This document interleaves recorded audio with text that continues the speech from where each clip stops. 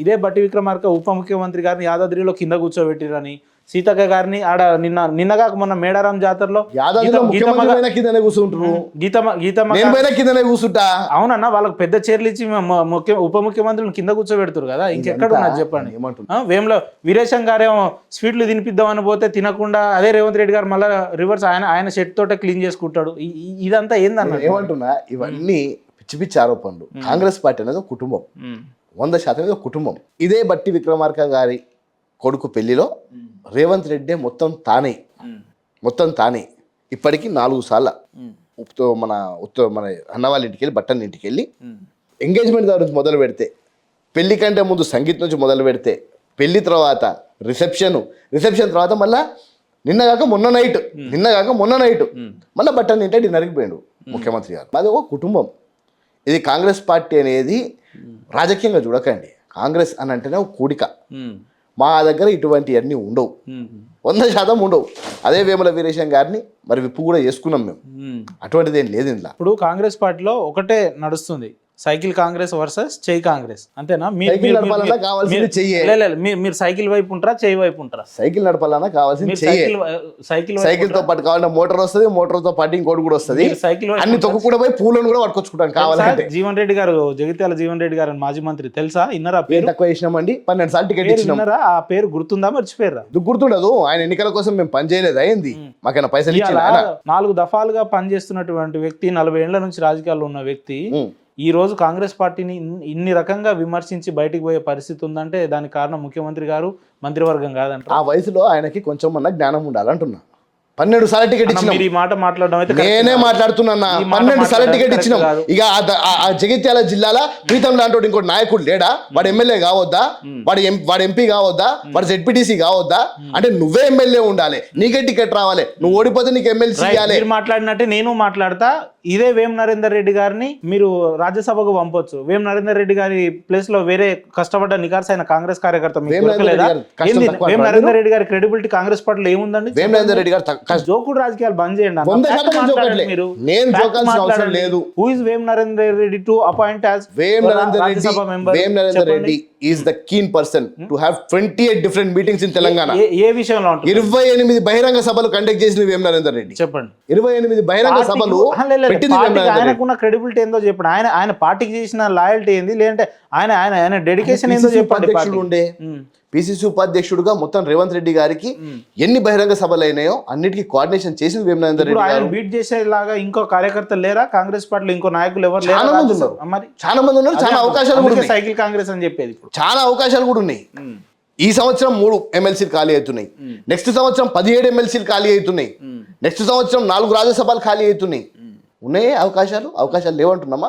వేం నరేందర్ రెడ్డి గారు, మనము ఆయనని ఒక టీడీపీ నుంచి వచ్చిన వాళ్ళ లెక్కనో ముఖ్యమంత్రి గారికి సలహాదారుగా కాకుండా చూసుకుంటే, వాస్తవానికి కూడా నేను ఎస్సీ డిపార్ట్మెంట్ చైర్మన్ ఉన్నప్పుడు జరిగిన అత్యాచారాలలో ప్రతి ఒక్క దాని లోపల ముందటున్న వ్యక్తి వేం నరేందర్ రెడ్డి గారు. జరిగిన అత్యాచారాలలోనే కాదు, అన్ని డిపార్ట్మెంట్లలో ముందుండే వ్యక్తే వేం నరేందర్ రెడ్డి అని చెప్పి రాష్ట్ర ప్రజలు మాట్లాడుతున్నారు. అన్ని శాఖలలో పైరవీలు కావచ్చు, ట్రాన్స్ఫర్లు కావచ్చు, ప్రమోషన్లు, డిమోషన్లు, ఏది కావాలన్నా వేం నరేందర్ రెడ్డి గారు ఇంటికి పోవాల్సిందే, ఆయన ఇంటి గడప దొక్కాల్సిందే, లేదంటే పనులు కావాలి. టు బి ఫ్రాంక్, నేను కూడా చెప్తున్నా, వేం నరేందర్ రెడ్డిని కాదని చెప్పి ప్రీతం గారు కూడా ఒక సంతకం పెట్టలేరని బయట నడుస్తుంది. దీనికి మీరేమంటారు? అది చెప్పండి. నేనేమంటున్నా, బీఆర్ఎస్ పార్టీ వాళ్ళు చేసే ఆరోపణలు ఇవి. సంబంధం లేదు. ప్రజలు అంటున్నారు. మీ జీవన్ రెడ్డి అంటున్నాడు అండి, మీ సీనియర్ లీడర్ జీవన్ రెడ్డి వేం నరేందర్ రెడ్డికి ఏం సంబంధం అంటున్నాడు. అలాంటి 100 ఎగ్జాంపుల్ చెప్తున్నాడు. ఏ ప్రజలు అన్నారు కూడా చెప్తా నేను. రేషన్ కార్డు తీసుకొని సన్న బియ్యం తినే ప్రజలు అన్నారు, రైతు రుణమాఫీ అయి సంతోషంగా ఉన్న రైతు అన్నాడు, సంక్షేమ పథకాలు అందుకొని చేసే వాళ్ళు కూడా. ఏందో మీరు ఇచ్చిన సంక్షేమ పథకాలు ఏదో చెప్పరాదండి, మరి ఎంతమందికి వచ్చిందో మనం మీరు ప్రాతినిధ్యం వహించే మీ నియోజకవర్గానికే పోదాం, మోత్కూరుకే పోదాం, లేదంటే తిరుమలగిరికే పోదాం, తుంగతుర్తికే పోదాం. ఇప్పుడు ఎంతవరకు ఇచ్చిర్రో మీరు చెప్పండి. 200 యూనిట్ల ఉచిత విద్యుత్ ఎంతమందికి వస్తుందో చెప్పండి. ఎంతమంది? ఇప్పుడు ఎగ్జాంపుల్, నేను ఒక ఇంట్లో ఒక రెంట్లో ఉంటానండి, ఓనర్కి వస్తుందా నాకు వస్తుందా చెప్పండి. రాష్ట్రంలో 18 లక్షల కనెక్షన్స్ కి పైబడి ఉచిత విద్యుత్ వస్తుంది. రాష్ట్రంలో 18 లక్షల ఇండ్లే ఉన్నాయా? తెలంగాణ రాష్ట్రం 30 జిల్లాలలో 18 లక్షలనే ఉన్నాయా? 200 యూనిట్ల కనెక్షన్స్ వస్తున్నాయి అని అంటున్నా. ఈ మాట నిజం కాదా? పోయి నేనేమంటున్నా డాక్యుమెంట్స్తో మళ్ళీ ఒకసారి మాట్లాడదామా, దాని తర్వాత ఒకవేళ నేను అన్ని కరెక్ట్గా చూపించింది అనుకోండి, దాని తర్వాత మళ్ళీ మీరు ప్రజలకు సమాధానం చెప్పాలి. ఒకటే క్వశ్చన్ నేను ఏమంటున్నా, 200 ఇంటి ఓనర్ ఒక్కరికి 200 యూనిట్ కరెంట్ ఇచ్చి వాడు ఒక 10 ఫ్లోర్లు కట్టుకుంటే మిగతా 9 ఫ్లోర్లో ఉన్న నివాసం ఉంటున్న పరిస్థితి ఏంది? 10 ఫ్లోర్లు కట్టుకున్నానికి ఎందుకు అంటున్నా నేను? హైదరాబాద్ లో ఎందుకు లేదు? సంక్షేమ పథకాలు అనేవి చెప్పండి మరి, పేద ప్రజలకు వస్తాయన్న. ఉచిత కరెంట్ 10 ఫ్లోర్లు కట్టుకున్నోనికి వాడికి ఎందుకు? అందులో కూడా రెంట్స్ ఉంటారు కదా, అందులో కూడా ఇప్పుడు నిమ్న వర్గాలు టెనెంట్స్ ఉన్నప్పుడు నువ్వు ఇల్లు కట్టుకున్నా నేను ఇల్లు కట్టుకున్నా, నేను టెనెంట్స్కి ఇచ్చేటప్పుడు సపరేట్ మీటర్ అని పెట్టుకోవాలి. సపరేట్ మీటర్ పెట్టుకోకుండా మొత్తం దానికి ఇస్తే 200 యూనిట్ దాటితే ఎవరికి కూడా రాదు. ఆయన ఫస్ట్ ఆఫ్ ఆల్ టెనెంట్స్ 500కి గ్యాస్ అన్నారు, మీరు మధ్యలో కట్ చేయొద్దు, మీరు మధ్యలో కట్ చేయొద్దు, ఒక నిమిషం ఉండండి. నేనే ఓ 10 అంతస్తులో ఇల్లు కట్టినప్పుడు 10 మీటర్లు తీసుకొని వాళ్ళకి ఇవ్వాలి. ప్లస్ నేను ప్రభుత్వానికి ట్యాక్స్ కట్టాలి. ఏ విధంగా?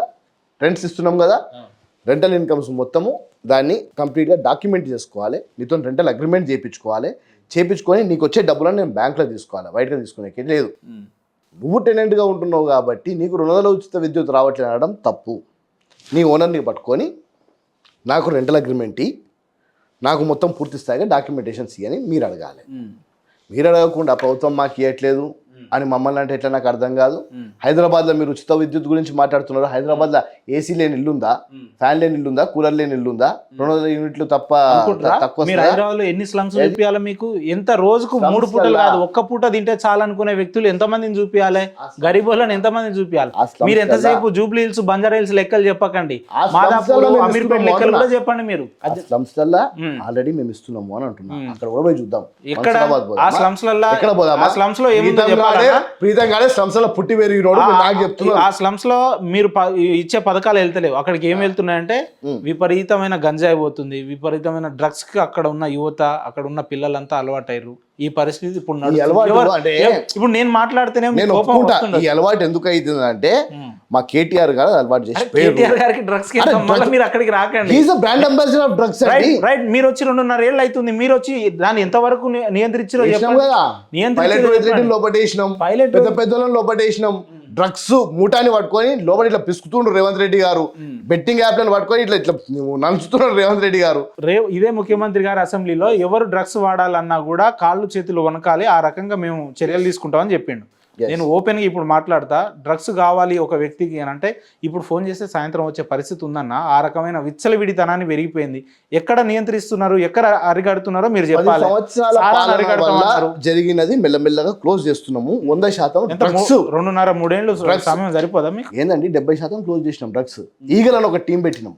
ఆ ఈగల్ టీము మీరు ఫోన్ చేస్తే వస్తాయి అంటున్నారు కదా, చేసిన పట్టుకుంటారు. ఇప్పటికీ డ్రగ్స్ కేసులు చాలా పెద్ద ఎత్తున నాకు తెలిసి ఈగల్ అనే సంస్థ ఏదైతుందో ఆ ఈగల్ సంస్థ దగ్గర ఇప్పటికి కొన్ని వేల కేసులు బుక్ అయ్యాయి. లేకపోతే ఇవన్నీ చేయకపోయి ఉంటే మరో పంజాబ్ అయ్యేది తెలంగాణ రాష్ట్రం. ఇంకోసారి కనుక బీఆర్ఎస్ పార్టీ గెలిచి ఉంటే నిజం చెప్తున్నా మొత్తము డ్రగ్స్ మయమయ్యేది. రేవంత్ రెడ్డి గారు వచ్చిన తర్వాత ఓపెన్ ఛాలెంజ్ విసిరాడు, రండి డ్రగ్స్ టెస్ట్ చేయించుకుందాం, అందరం టెస్ట్ చేయించుకుందాం. భయానికి బీఆర్ఎస్ పార్టీ వాళ్ళు పారిపోయారు. అదే బీఆర్ఎస్ పార్టీకి చెందిన నాయకులు ఫామ్ హౌస్లో డ్రగ్గులు తీసుకుంటూ పట్టుబడ్డారు. అదే బీఆర్ఎస్ పార్టీ నాయకులు కేటీఆర్కి చుట్టాలు ఫారెన్ లిక్కర్స్ తీసుకుంటూ పట్టుబడ్డారు. ఇవన్నీ మనం అన్ని క్రమక్రమంగా చూసుకుంటూ వస్తున్నాం. ఈరోజు గంజాయి తీసుకోవాలంటే భయపడుతున్నారు, డ్రగ్స్ తీసుకోవాలంటే భయపడుతున్నారు. ఇంకొక 6 నెలలలో మనమంతా సామాజిక స్పృహతో మనమందరం కూడా ఈ మీడియా పరంగా నాయకులుగా అందరం ఒక మంచి ఉద్యమం చేసి ఒక 6 నెలల లోపల అసలు డ్రగ్స్ అనే దాన్ని పూర్తి స్థాయిగా బయటికి పంపించాలి. దీనికి మొత్తం కారణం కూడా దీని కారణం కూడా నేను చెప్తాను.